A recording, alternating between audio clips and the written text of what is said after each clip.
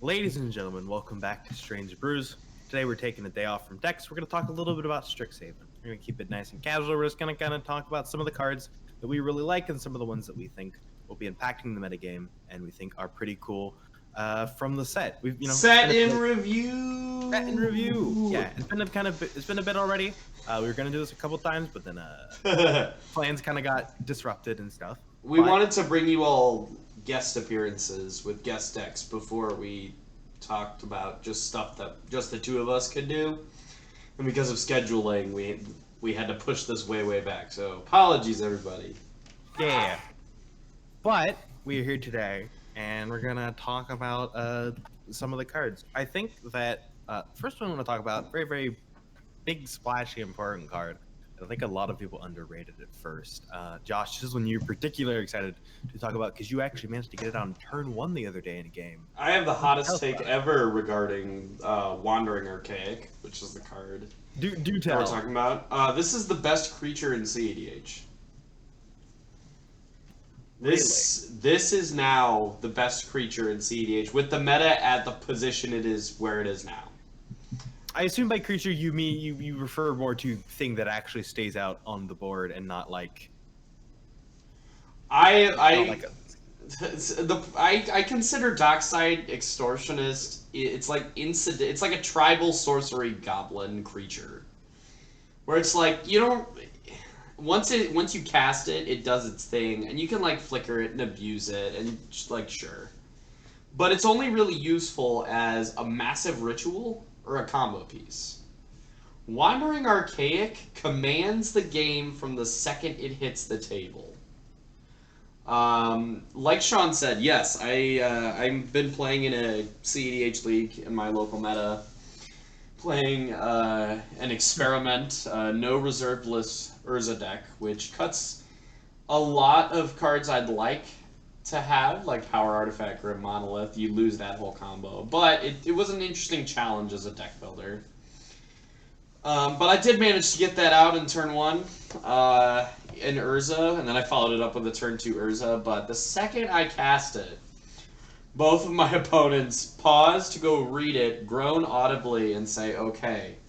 And for the rest of I think it was on board for like 5 more turns, and every decision made, and I'm not just talking like, do I cast this instant or sorcery now? Every decision made was, how do I get this off the board as quickly as possible?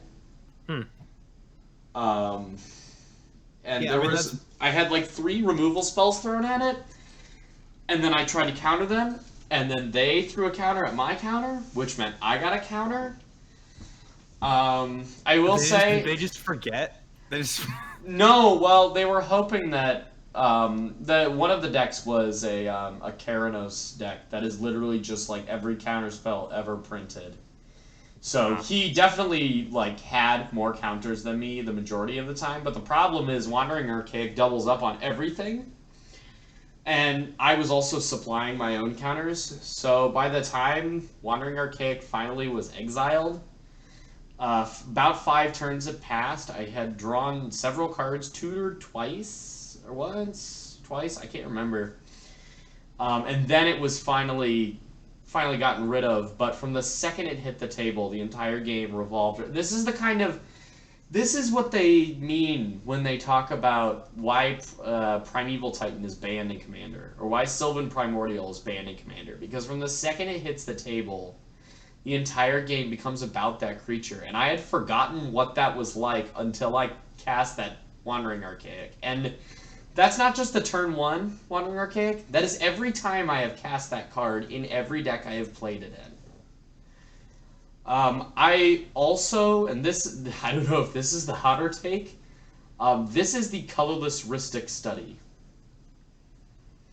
that every deck can run, and most decks should run, because we are currently in a meta that is designed to feed Wandering Archaic. Everybody, and it's also a 4/4, so that's nice. But I believe there is a misprint on pretty much every copy of the card, unfortunately. in which instead of the standard magic card back, it seems to have like some other card. That is a misprint. There should just be a normal magic card back. Yeah, this like Explore the Vastlands. That was supposed to be another card. They accidentally stuck it to the back, and also they, like, nerfed it or something. Yeah, at the factory, they glued them together by accident. Yeah, that was supposed to be like some like draft comment or something. It was just bad. I think it was in the basic land slot, actually. It was that bad. No, if you're not picking up on the joke here, don't cast the backside of Wandering Archaic ever. If it's between that and like literally like losing the game, just lose the game. It's okay. It is okay to lose the game and maintain your dignity. What if the 3 life keeps you alive? If it's 3 life between, I don't think if it's only 3 life that is saving you, then like, I don't think it's that. No, still no. Giving the table like instants and sorceries is probably not worth it. And it digs so far. Yeah, each player gets to look at the top 5. They reveal a land and or instant or sorcery. They might have well just said like tutor, like go find. I mean, not quite that much, but they'll find something useful. Yeah, it's kind of it's bad. Moving on. We don't talk about the back of that card. But the front half, Sean. Yeah, I would say I have yet to have the joy of resolving a Wandering Archaic, but from your descriptions, basically everything from my evaluation of the card that I assumed it would do is it just completely dominates the game. The way I've always kind of thought about it, to kind of like describe and work it up to skeptics, is so you got this card called God Pharaoh Statue, and if you manage to land it, it's a pretty good stank space. It's like 6 mana artifact, right? And everything costs 2 more. So at the worst, it's a God Pharaoh statue for 5. It's like a 5 mana God Pharaoh statue on a 4/4. All their instants and sorceries cost 2 more, which is pretty good.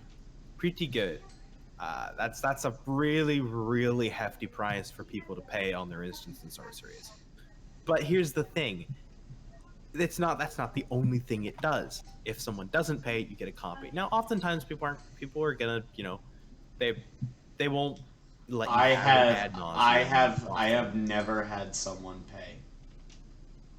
That's the craziest thing.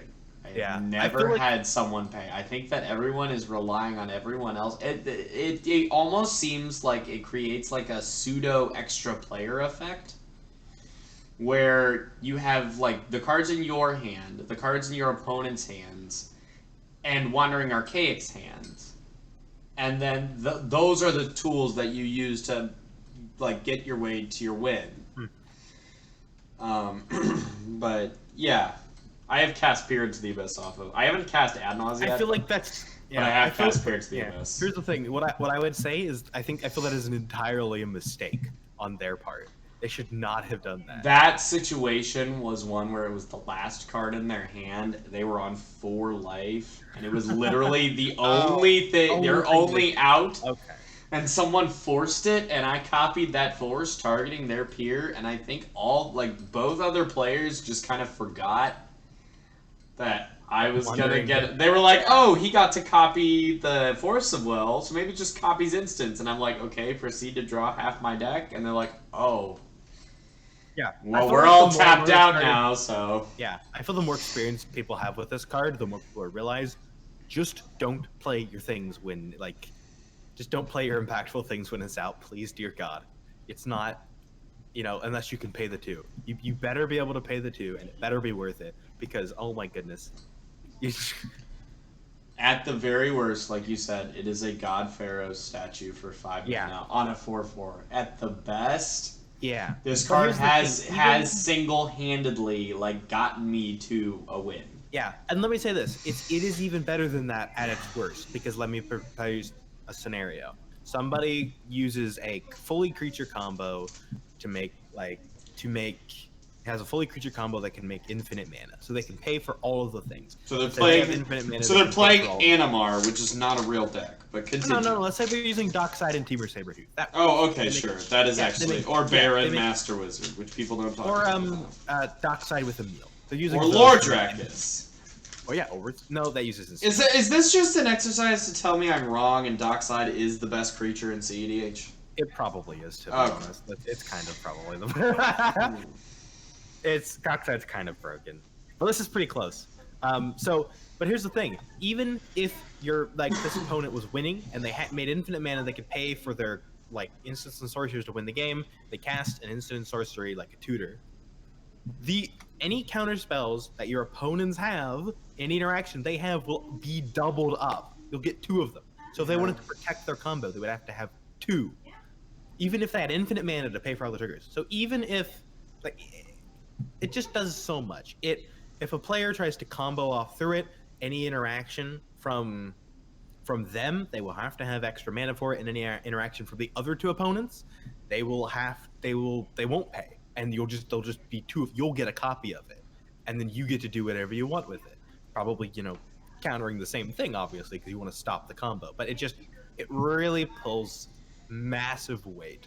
It's a good card for creating stories in your cEDH game. And that's another thing that I don't know. I'm not gonna say that fun doesn't get focused on, because at this point I think the format has evolved enough where actually we have a lot of prominent figures who in our community that is their main goal when they brew decks is I want to have fun. I know Rebel is like really into like I want to find a pod and cultivate a pod where like we don't just have 4 Turbo Nos decks, because that's not really fun. It's just we race to the combo. Like we want balanced pods, and like I really like that idea. But this card will create stories. I have Deflecting Swatted, a Deflecting Swat. I've cast Appear into the Abyss. I have. It's such a good card, and it's such a fun card. It is going to go places in our format, and I think people are just kind of sleeping on it right now, and I think that will change over time. But especially our format is kind of in a place where it's like race the combo, race the combo, race the combo. I didn't get there. All right, I'm gonna play Rhystic Study and like grind it out. And this is. I said it up top. This is a colorless Rhystic Study, except it's also a stacks piece like Rhystic Study, except it also is like another hand of counter spells for you when someone's trying to win, and like it creates card advantage just by sitting there. Yeah. Like, and I'm not talking just like, oh, it literally like draws you a card or lets you find a card. No, like literally it creates cards. Like literal cards. So, anyways, let's move on to Dina, who we already did cover in a previous episode, which is our second highest viewed episode. Congratulations, Sean. Your list that list is super, super cool. So, Sean, tell us about Dina. Just a quick refresher. Yeah. So, I mean, I call it Dina. You call it Dina. Whatever. You know, Dina is Dina Soul Steeper. It's a list with 2 main combos. It's a proactive deck. These 2 main combos, based off of 2 line of text of Dina. She's a 2-drop commander. She's a 1/3. That's the 2-drop is relevant. 1/3 not that relevant. The relevant things, as I said, are the 2 lines of text. She has the text of what is it? What's the alternate part of Exquisite Blood? The original one. Well, which one is Exquisite? I was gonna say. Yeah, she has a Sanguine Bond text of whenever you gain life, opponents lose life. And then there's a card called Exquisite Blood, which is whenever opponents lose life, you gain life. For anyone who has very basic rules knowledge, you can think, hey, those will kind of go back and forth forever, which they do. So that's combo number 1. We have a 5-mana enchantment that we can play, and if we get an opponent to lose life or us to gain life, everyone except us dies, which is great. And then on the secondary line, we can pay 1 mana and sack the creature, and she gets power equal to its CMC, I think. That is completely irrelevant. The relevant portion is the fact that you have a sacrifice outlet, so we also play Protean Hold combos, which is fun. So we have 2 powerful combos, powerful and efficient combos packed into this nice little Golgari shell. And if anyone goes and watches the video and now will be a good number of different changes. One of the things I've done is I've cut backup reanimation packages because I've cut Villas and Razaketh, and it was like, nah, I'm just gonna go for the Hulk plan or the Exquisite Blood plan. I already have 2 plans. I don't need to go for those plans. And there's a few other things I've changed. I've just kind of been streamlining it and kind of putting it together. I've making it more efficient in my mind, and yeah, it's performed actually pretty well recently. I've pulled out a few wins recently, playing with a play group on MTGO and other stuff. We played it on. You played on Who Brewed This. We were on Who Brewed This, which is a thing done by Sakura and Scoots. Yes. So we were on a stream for that. Did not win, but I think I almost got to the win. You almost won 3 separate occasions in that game. Like, yeah, we were all watching you at all moments. We're like, he's gonna pull it out of his ass. Well, I kept randomly. having to like try and pivot with like different stacks pieces that enter. It's like, am I going for Exquisite Blood? Am I going for Protean Hulk? It's like, oh, well, here's like a cage or something that came out. I don't remember. It was like when someone is running and they like trip, and instead of falling like and smacking their face, they like gain momentum. Or they keep going. You like stumbled and you kept moving through the stumble and you kept jogging. Yeah, and I didn't actually cross the finish line. I did not win that game. No. But Sakura did with Terror of the Peaks, which is exactly how I want a cEDH game to end. Yeah, that was. And I have the biggest. I'm being 100% genuine. I have the biggest smile on my face right now describing that. That's awesome. Yeah. No. That was a very good game. Yeah. I mean, even in that, I didn't win. But Dinah, even in the games I haven't won, or the games where I made mistakes, I feel like Dinah has always pulled her weight. And I think that the deck's gotten better as I've been tweaking it and doing things to it. So Dinah runs Culling Ritual, right? I mean, yeah. I mean, that's the next card we're planning on talking about. Yeah, that's called a segue. That's called a segue. Aha! We're professional podcasters. Yeah. So, Culling Ritual is probably alongside Wandering Archaic is the best card of the set. It's pretty fucking good. It's good. Actually, I'm gonna say I feel like this is more generally. I feel like this is probably the better. I think it's basically it's pretty close. Yeah, spoken like a man who's never resolved a Wandering Archaic. Yeah. That's the problem. You have to have one in play and understand. But Culling Ritual is pretty insane. Culling Ritual, for anyone who doesn't know, is 1 black mana, 1 green mana, and 2 generic mana. For a sorcery, you destroy all non-land permanents on the board with CMC 2 or less. No. It's destroy everything that's in Josh's deck, make him cry. CMC 2 or less, which is everything in your deck. Yeah, every stacks piece gone. Yes. So yeah, everything CMC 2 or less, non-land. Yeah, well, that's a pretty good card, away. Right? Yeah, like that's pretty good. That's a fairly good card. We probably wouldn't play it, but it's a pretty good card. Now. Oh wait, what? Wait, what? There's more? Yeah. No. Fuck, what? For each permanent destroyed this way, you can add either a green or a black mana. Hence the ritual part of the name. This card is bonkers. I have seen it make 8 to 20 mana. I've never seen it make less than that. I hate it so much. It's like literally the anti-stacks card.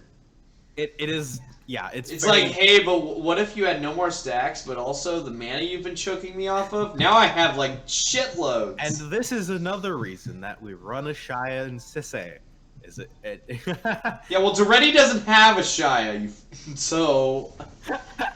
Yes, that is true. So when this card resolves against fucking Duretti, I just like, well, okay, it was fun playing game. Yeah, and they make like 20 mana, and they can basically do whatever they want. I did play game, but I'm done playing game now.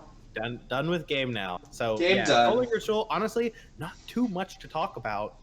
There's not that much nuance to it. It's just really good. It's there's like Oxide Extortion. There's a little bit of there's a little bit of techage like. Where I see it most often is in anything turbo, specifically like the Nas lists that are trying to go fast. Wants to make but when I played against those lists that are running Culling Ritual, even if they have it in hand before Nas, like a main phase Nas, you don't cast it. You cast it after. Like, I've seen someone, like, Nas, like, the majority of their deck, I think there were only, like, 15 cards left, because they couldn't go any deeper, they would die. So they played all of their mana rocks, and then tapped all of them, and played the few dorks that they had left, and then cast Culling Ritual. Yeah. And, That's like, ritualed themselves into, like, 27 mana. Yeah, that's an important thing to note, is it's something that can both... You can play it and ritual up into a Nas or appear into the Abyss in Turbo decks, or it is a ritual post Nas. You only have to add up to 4 mana, and you make like 20 mana. I would say nuts. The only like nuance thing is don't just cast it to blow up stacks pieces. If you don't have anything to do with it yet. Like, yeah, don't just use it because you have nothing else to do. Use it when you have like a plan for the mana to back it up with. Yeah, but I would say that's a rule in general. Don't blow up stack spaces unless you have a way to actually utilize good. that. Yeah, that's one of the ways you can just lose the game. Like, rule of law is just as helpful as it seems to be hurting you. If that makes any sense. If rule of law is hurting you, it's also hurting the other turbo player. Like the other person who wants to combo, it's also gonna be hurting them. And if you don't have a way to win, this is your PSA. Don't blow up stack pieces if you don't have a way to abuse the fact that they're gone immediately, right now, on this turn, because you have no idea what's in everyone else's hand, and you can't do anything about, if you can't be certain that you can stop literally anything that happens, and if you don't have 3 counter spells in hand. I mean, maybe if you have 3 counter spells in hand, you blow everything up. You destroy the rule of law when you've ad-nosed on someone's end step and you are going to win that turn. That is literally like that. It stays until then. Yeah. Yes, or you have the Culling Ritual or the Bounce or whatever to blow everything up right now on your turn, and then you. Right, but that doesn't blow up rule of law. Yeah, no. But you can bounce that. Please, don't cast Culling Ritual into rule of law. It does not blow it up, and you will feel very bad. That is one saving grace of stacks lists in white, is that we have that. We have our rule of law, set multiple rule of laws at 3. So you're right. And the one saving grace of stacks decks in red is you have turn sphere. Technically. Anyway, Solve the Equation is a good Magic card. Yes. Solve the Equation is 2 and a blue. Come on, Watsy. Why didn't you give me this as a preview card? Because we're irrelevant. Ouch. Solve the Equation is 2 and a blue for a sorcery that says search your library for an instant of sorcery, reveal it, put it in your hand, and shuffle your library. It's an Enlightened Tutor. Or not Enlightened Tutor, Idyllic Tutor. It's an Idyllic Tutor for instants and sorceries. Yeah, which are way better than enchantments. It's really, really good. My initial gut reaction to this was any deck that's playing Merchant Scroll can just replace this with that. Yeah. Unless you have a very specific blue instant you want, and you're very mana tight. Well, I was gonna say, speaking of mana tightness, the play that won me the first game of the cEDH League was top decking a Merchant Scroll, with Dramatic Reversal in hand. Top decking a Merchant Scroll, tutoring for Muddle, transmuting the Muddle into ISO, and I had exactly enough mana to do all of that, cast the ISO, and activate it. But so in that one situation, if I had top deck to solve the equation, I would not have won the game. But I think in any not Sans Black deck, I think is what we said, right? Or that's what you said, and I kind of came around to it. In any Sans Black deck, this is a solid tutor. It's especially not the greatest thing in the universe, but it's solid. Especially if you're good. I think 3 mana is about the cap for tutors in our format. Yeah. No, if you're going, once you get to 3, it's Well, I have played is it Final Parting? It's the 5 mana that tutors you and also entombs. Specifically to get Animate Dead and World Torture Dragon. Yeah. So you think about that one. That's a double tutor, so it's 2.5 per tutor. Oh my god. Think about it. No, I'm not gonna think about that. Math. I would say Solve the Equation is up for serious consideration in any Sans Black deck where you are either running Merchant Scroll and aren't that mana tight, or are running Spellseeker and don't have some way to abuse the body, which we kind of did like a mental shakedown, and we couldn't really think of many decks that ran Spellseeker just like as a tutor, just cause. Yeah. Urza does, but that's just because it goes for dramatic and creature.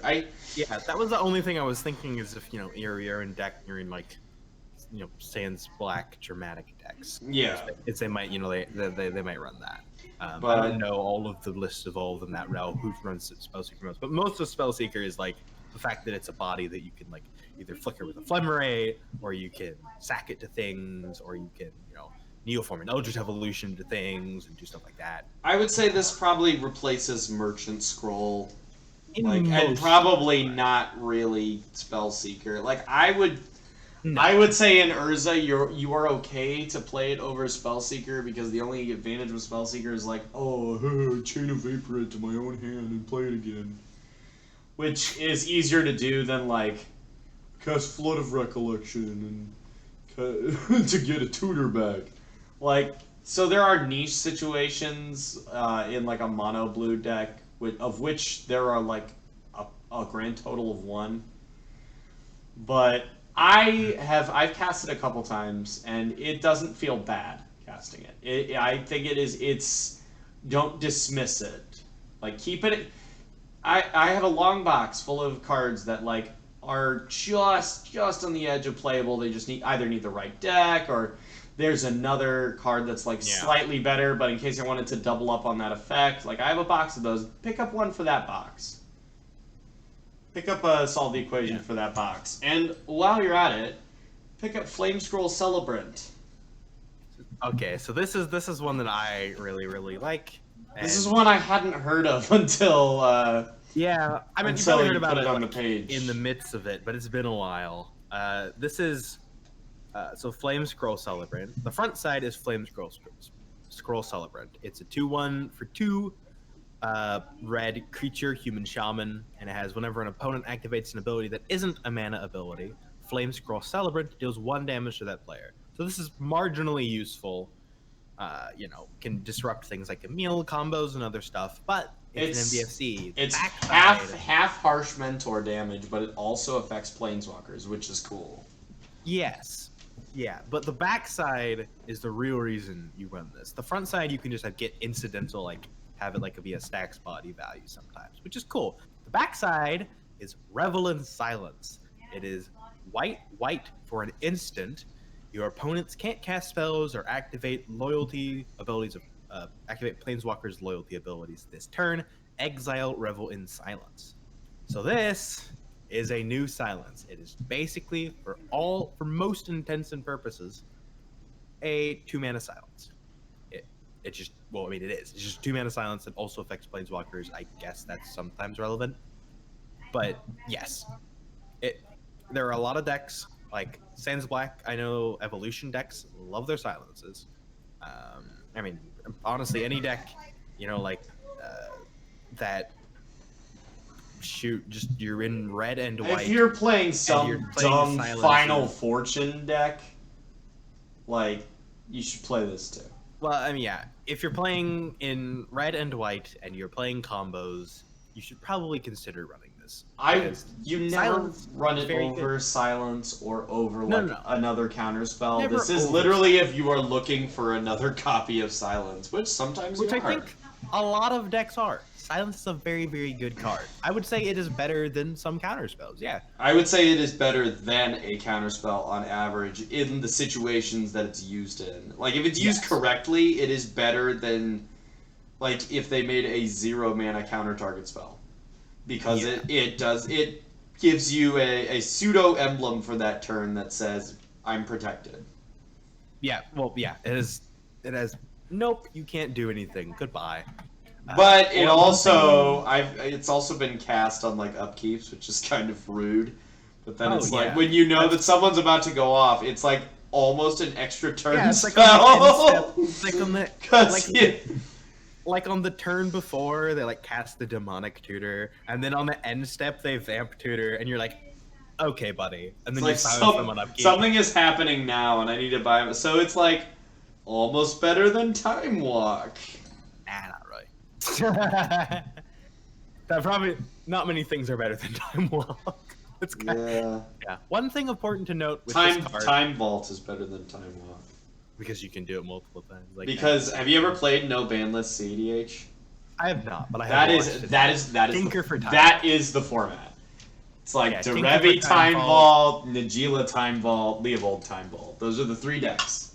Well, yeah, and then you're like, all right, we're gonna entomb, reanimate Grizzlebrand. We're gonna tinker for Bolas' Citadel. Yeah, no. Tinker for Time Vault. We're gonna just do all these things. A lot of tinker. There's a lot of tinker. So I guess paging Nathan Jones. If you really want to play Leovold, like I hope you like Tinker. I hope you like Tinker decks. But yeah, Revel in Silence, Flamescroll Celebrant. If you're looking for another Silence, which probably are. Silence is a pretty good card. This is a good card to slot in the decks. Does have to be in cards with Boros colors, or in this case, Lorehold colors. But yeah, one important thing to note: the front side is a creature in all zones except on the stack. When you cast Revel in Silence, it will be a creature. So if it's in the graveyard, it will be a creature.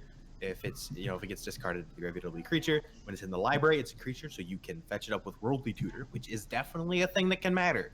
If you're in say you're in you play an evolution or something, and you're like, okay, well I've got combo pieces in hand, but I just need a way of protecting. And maybe I got like 1 counter from them, but like, oh, I want to silence, but I only have a Worldly Tutor. Oh well, I can go and get my new Revel in Silence, the Flamescroll Celebrant. And I think that's pretty neat. I think that the fact that it's a creature is pretty neat. And the fact that the creature can sometimes be useful versus, like I said, Emil combos. Or there was a blip of time where I ran Harsh Mentor to stop Kiki combos. Yeah, it also stops Kiki combos. So if someone's doing you're running up against a deck that runs Kiki Snoop, you can play this out. If you're playing against Amy Jo Burton, play this card and Harsh Mentor and just ruin her day. I think we have one last thing to talk about. Yes. Which, in my opinion, is the strongest aspect of the set, and I have several reasons why. But what is that, Sean?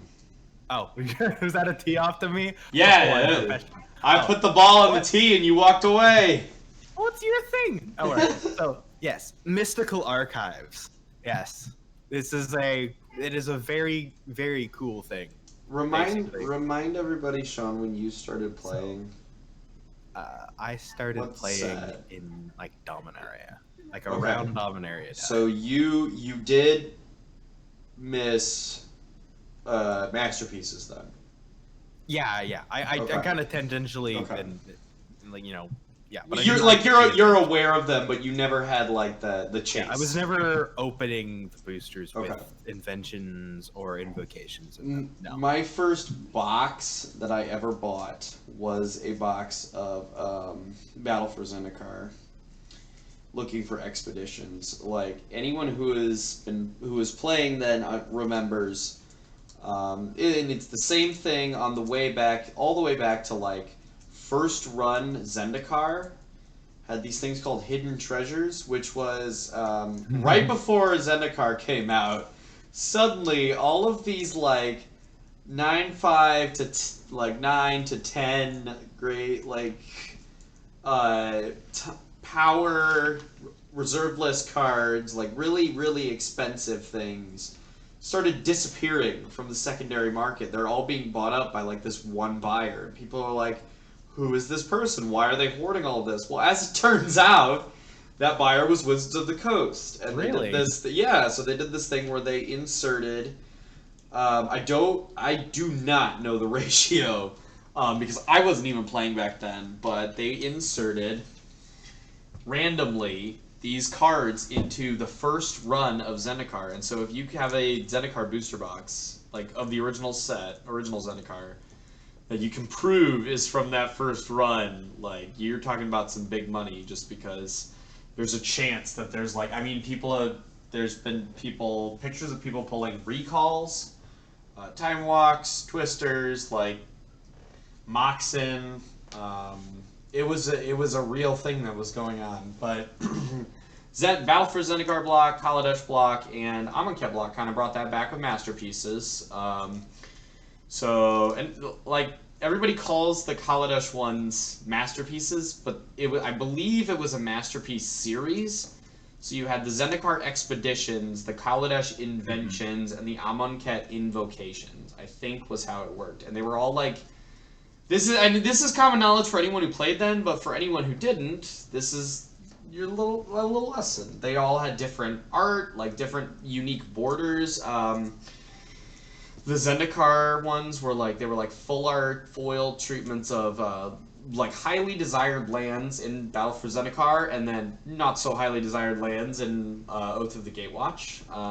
I did have a time where I opened back-to-back expeditions in the last 3 packs of a box of Oath of the Gatewatch when I worked at an LGS. But Kaladesh, they were artifacts. I think that the Soul Ring and Mana Crypt just hit like $1,000 a piece. And then Amonkhet was kind of where they petered out. Like, they stopped doing them because they were the invocations, it was a little bit more of an eclectic mix of cards, given sort of an ancient Egyptian style frame. Yeah, and I'm going to be honest. In relation to the Mystical Archives, those are actually kind of the most similar. No, they are. Because the idea of like the invocations is like, they're like ancient knowledge of powerful spells stored away for like either later use or to never be used again. Who knows? But for the Mystical Archive, it's like powerful spells that were recorded and stored away. So it's like because of Hour of Devastation, or because of Amonkhet and Hour of Devastation, those borders weren't really well received. People kept saying stuff. I remember saying these don't look like Magic cards. They look like Yu-Gi-Oh cards. Ristic Studies has a fantastic video called like Frames, where he goes through the 25-year history or 26-year history of the Magic card frame.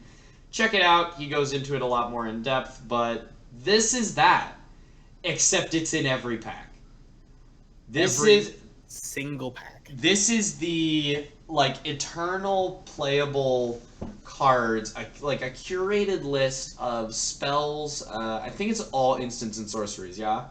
Yeah. They are like they're spells that a wizard would cast with like a cool border that makes them look like they were pages torn from a spell book, and you've got cards like Inquisition of Kozilek, the infamous at this point because of the art Crux of Fate, similarly infamous because of the art Faithless Looting. But like the point is, you've got all of these cards that are like playable in multiple formats, including cEDH, because they reprinted Demonic Tutor and Tainted Pact into this list, and I would never have purchased a Tainted Pact if it hadn't been reprinted. It was close to $90 a copy. And you got it for 20. And I got it for 20 as a Mystical Archives print. That's fantastic. What sucks is I remember when they were like bulk rares, but we're not going to talk about that. There's a lot of people remember when they were like bulk rares, or when like Gaia's Cradle was like $15. And then on top of that, so not only do you have these cool Mystical Archives in every pack of Strixhaven and the set boosters, but you also have a chance of, in collector's boosters and Japanese product, opening alternate art Japanese versions of these same cards with art done by, I believe they're all Japanese artists, in like very traditional styles, and like I do want to comment on those really briefly because, and I'm probably going to get hate for this, but I actually prefer the English ones for those. And here's why. As a Magic player, in a format where proxies are kind of, they're everywhere because it's a necessity. Our format is, like we were talking before the show, and if I wanted to buy Urza, like outright, we're talking about $15,000, and 12 of that is for like 10 cards. Yeah. So proxies are a thing. So as a Magic player, personally, my brain is trained to look for certain characteristics on a card to identify what card it is. So the mana cost is like the first place I look, and then I either look at the name, or I look, if I can't identify it on first glance, I either look at the name or I look at the art. I think the first for me is art. It's like if I can recognize the art, I know the card. It's like, oh, I know that card.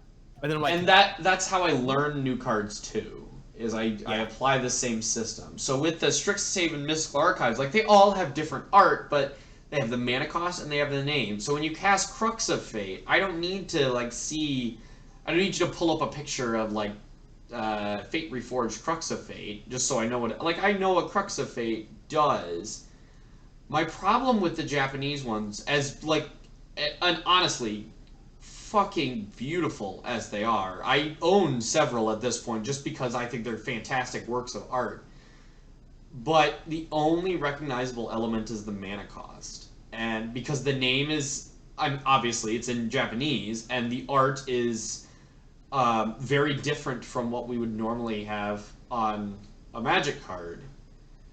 And so I tend to lean more towards the English ones simply because I have a hard time distinguishing the Japanese cards from each other. And I admit that could just be totally me. And I'm sure over time, the more commonly played ones, I know now because I purchased a foil one to use for Duretti, that Thrill of Possibility, the Japanese one, has a cat in the art. So I'm okay, so now I know that card and the art. But and this is it sounds like I'm just being really racist. No, it doesn't. No. It's just it's harder for someone who I apply that system to every new set when I try and learn cards, and this is how if you play a Golgari Grave Troll, but it's a Russian foil, I still know that it's a Golgari Grave Troll. Because it's got the art, or it's got the mana cost and the art. I don't need to read the name physically on the card to know it's Golgari Grave Troll. But if I'm playing, online, in Spell Table or something, and someone casts one of the Japanese Mystical Archives, and it's and they say, okay, well, this is Demonic Tutor. It's not quite the same problem as back when you had the textless cards. Textless Cryptic Command is just one of the stupidest ideas ever. Because that card is so text intensive, to reduce it to just a picture is probably not very wise. Yeah. It's not something like Lightning Bolt very much works. Right. It just goes deal 3 damage. Woo. Right, but I feel like these are almost... And it's not the same because the card is trying to tell you what it does. I just don't read Japanese. So it is just a thing, me as an American who has never learned a lick of Japanese in his life, I find them a little difficult at first. But that is not discounting them in any way. The art is absolutely stunning. You're just saying for yourself, for your own play. For my own personal play, it's not that I even prefer. I want to go back on that. It's just it's taken me some time it's a longer time to get used to them than I would have with the Soul Ring Master Invention. It's the fact that they're both very different arts and in a language you can't understand. Right. So it's the combination of those two. It's the combination of those two. And for example, the Japanese walkers from War of the Spark, they all looked, you could recognize them immediately. And they have characters in them. So even though they were done in that anime style, it's you know what Teferi and Narset do.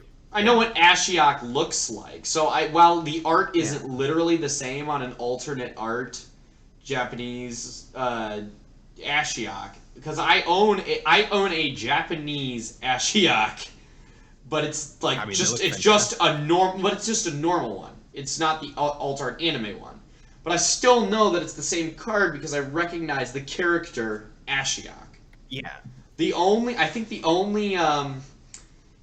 The only Japanese mystical archive I would recognize, like on first glance, is probably Crux of Fate because it has it has the dragons in it. Yeah, and Faithless Looting. You recognize that. You'd probably recognize the. There's the I'd certainly demonic tutor at recognize this demonic point. tutor because that one's so iconic. That But was like, I opened a collector's booster. I was telling Sean I opened a collector's booster and I got a couple foil etched ones, which we're not going to go into the foil etching, but that was dumb and they just should have, in my opinion, they just should have not even bothered because it does not look as good as just those cards in foil.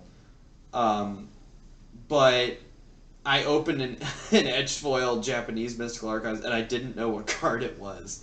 So I had to look it up by like collector's number. Oh, I had to do that a lot. I opened a box of collector's boosters. And again, it's an exposure thing. It's like I've never had to learn Japanese. I'm not in a country where I'm required to speak a language like other than English. I learned German in high school, but like other than that, I've spoken English my whole life. So I am fully willing to accept that it is because of that I struggle with these cards more than.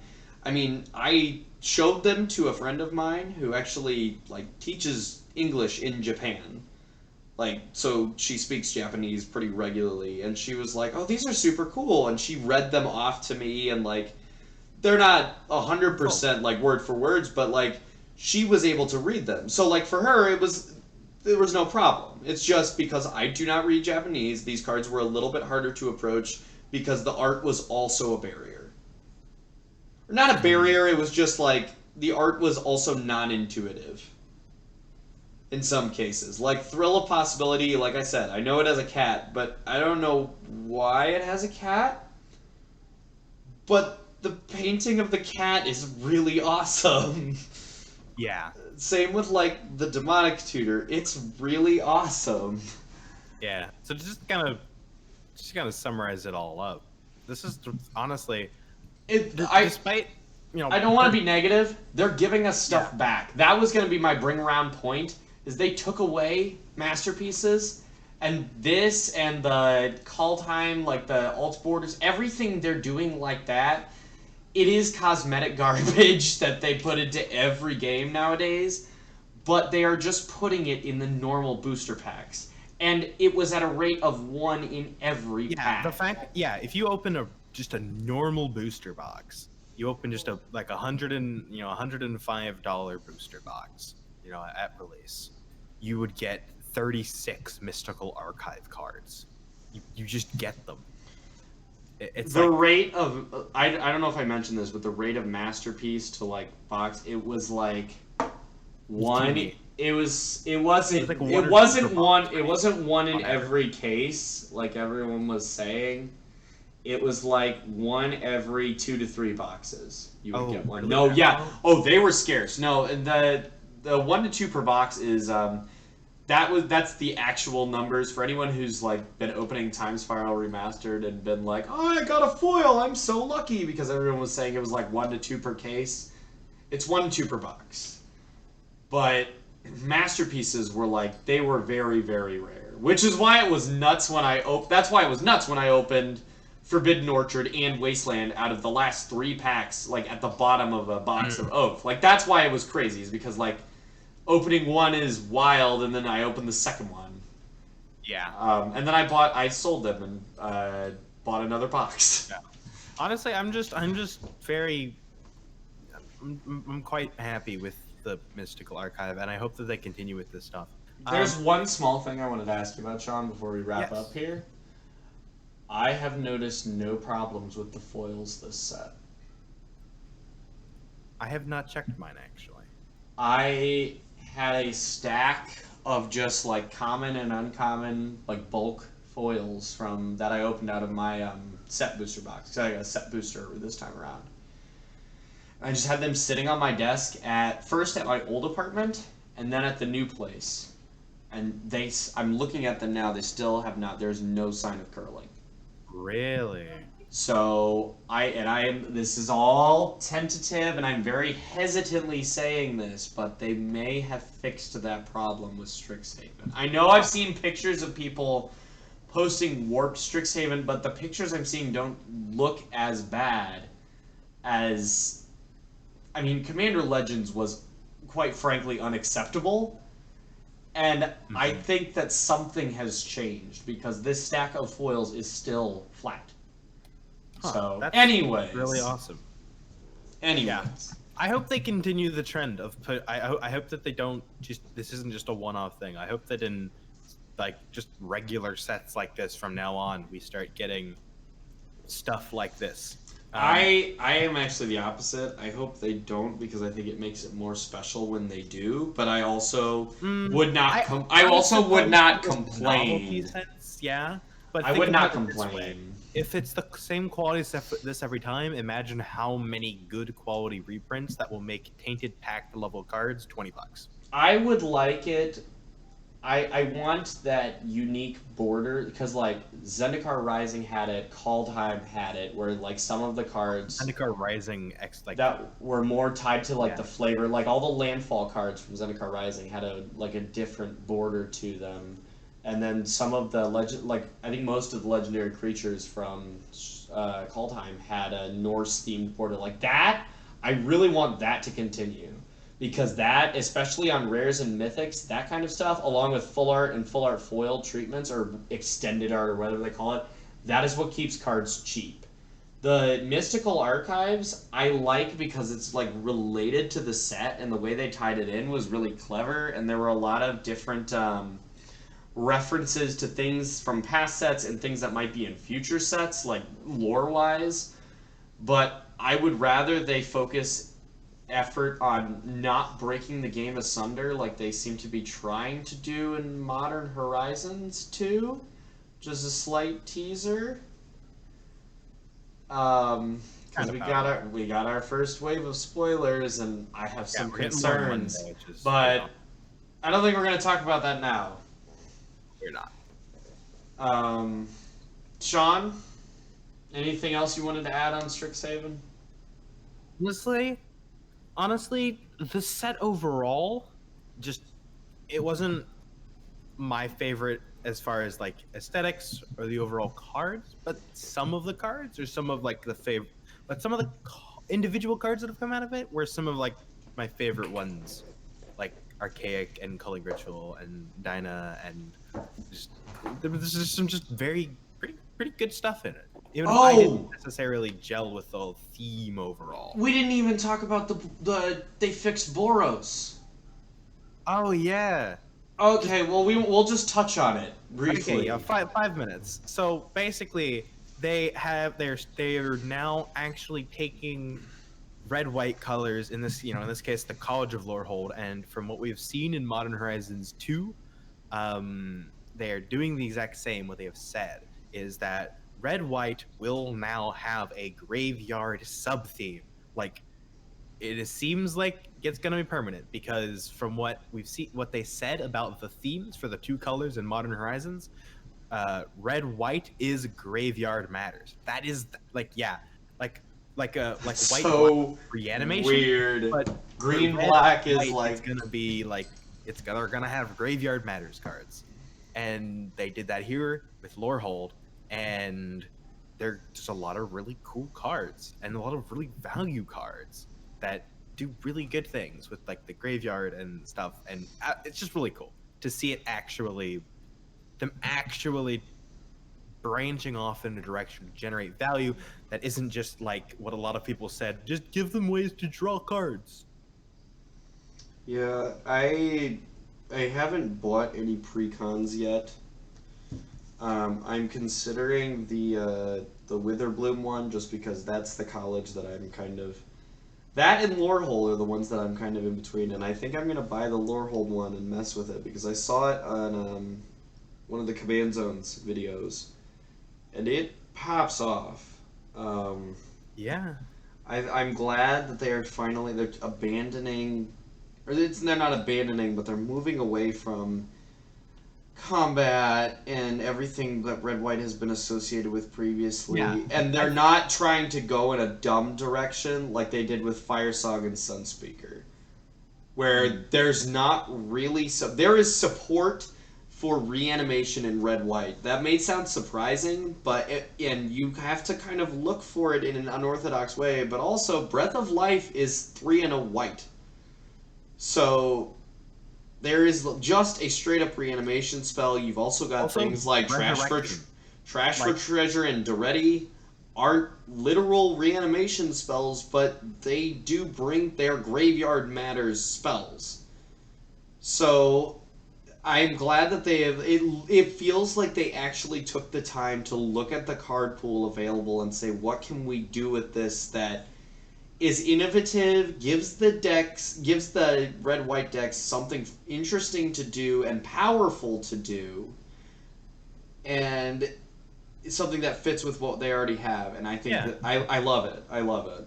Yeah, and I mean, if you want to say, and I mean, hey, Resurrection, like the original 4 mana, just take a creature and dump it back into play, is 2 and 2 white. Yeah, there's shitloads of There's them. a long history. There's 3 and a white, return an artifact to play.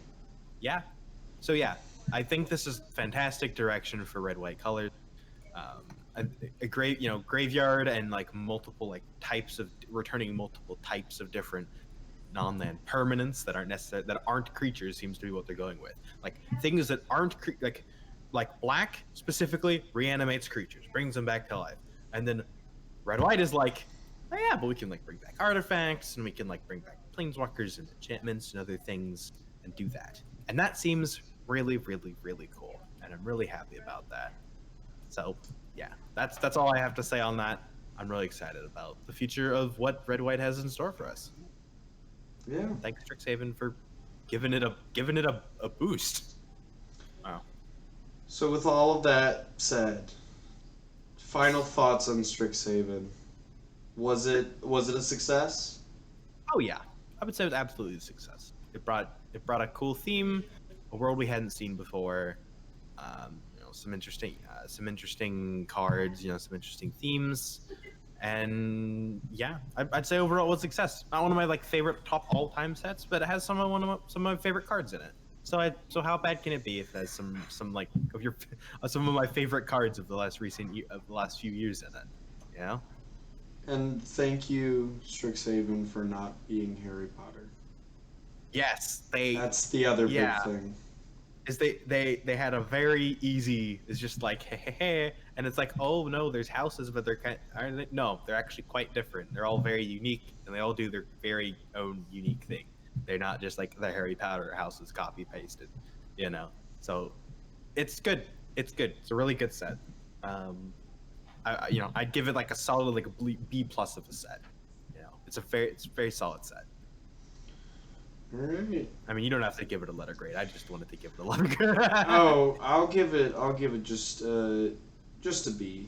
It is a solid set, and there's definitely interesting things to do. I mean, we didn't even talk about like trying to play around with Chain of Smog or any of the Magecraft spells, but there is space to explore in this set. There is, and I think that's pretty neat. Yeah, Sean, where can people find you on the interwebs? All right, you can find me at DeathSingerly on Twitter. That's where I mainly post about Magic and other stuff.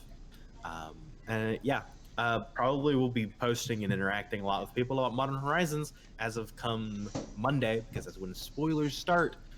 If you haven't had a chance to go look at the ones that were spoiled just recently, there's some pretty spicy ones in there. And the set is looking like it's gonna be very good. And by good, I mean powerful. If the very first cards that they have put out have anything to go by, it's like they think because they made a couple lower powered sets, suddenly that gives them permission to just destroy everything. Hopefully it's like, well, we shot you twice, and you said it didn't hurt that bad, so now we're gonna drop an atomic bomb on your head. Now, you tell us if that hurts. The cards we have seen so far are not like Hogaaks and Okos and Uros. I don't know, man. Grief is a problem. Grief is very powerful, but I don't think it's that. Speaking of grief, you can find me on Twitter at 2inABlue, Pain, where I post angrily about cards that WotC wants me to be happy about, and instead I get very mad about them. See, I, the filthy degenerate, look forward to our grief overlords. I, the more entrenched player who's played for a little while longer, I, the old man of the podcast, am tired of seeing Wizards break formats asunder and then fix them by banning 6 things. Look, WotC. As long as the white one is Swords to Plowshares attached to a flash creature. Oh god, that would be so good. Just give us fucking yeah. swords at this point. Yeah, but I want swords on a creature. I don't want path to be relevant. You can find the cast at SBS_cast, where we post updates about the show, as well as announce our episodes releasing as they come out. New episodes come out every Sunday at 12 noon Central Time. So barring changes in things happening in bad. Barring bad things. Which yeah. But usually at Sunday at 12 p.m. CST. Until next time, I'm Josh. And I'm Sean. And this has been another episode of Strange Brews. Take care, everyone.